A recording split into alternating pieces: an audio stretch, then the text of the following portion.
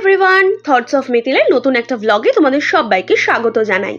গিয়েছিলাম park circus ময়দানে under water world fish অ্যাকোরিয়ামে। একটা টানেলের মতন করে কৃত্রিম উপায়ে এই অ্যাকোরিয়াম তৈরি করা হয়েছে। রয়েছে দারুণ দারুণ সব মাছ।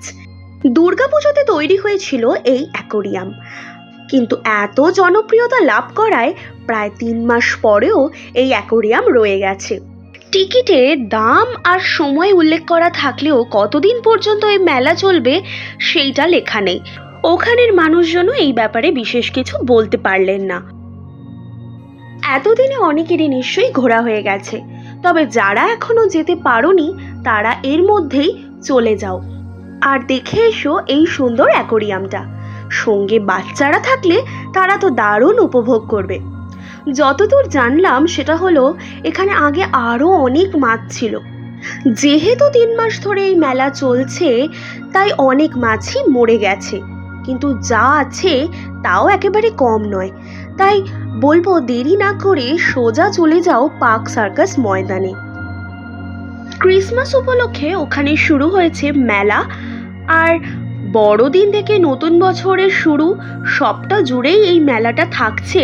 তাই এই সময়তে অ্যাকোরিয়াম দেখতে গেলে অবশ্যই তোমরা দেখতে পাবে, এইটুকু আমি একদম হলফ করে বলতেই পারি। মেলাটা অনেক সুন্দর করে সাজানো হয়েছে এবং রয়েছে নানান রকমের রাইডস, তার সাথে সাথে রয়েছে প্রচুর খাবারের দোকান এবং অন্যান্য জিনিসপত্রের দোকান।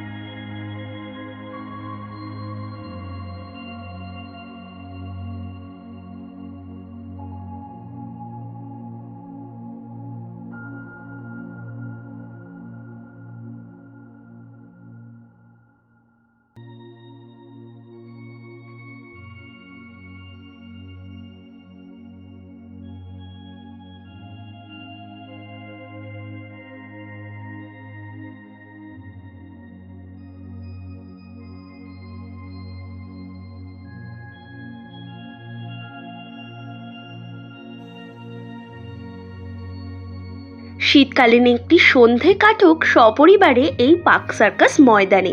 আর প্রয়োজনীয় ইনফরমেশন থাকবে আমার ডেসক্রিপশন বক্সে, একটু চেক করে নিও।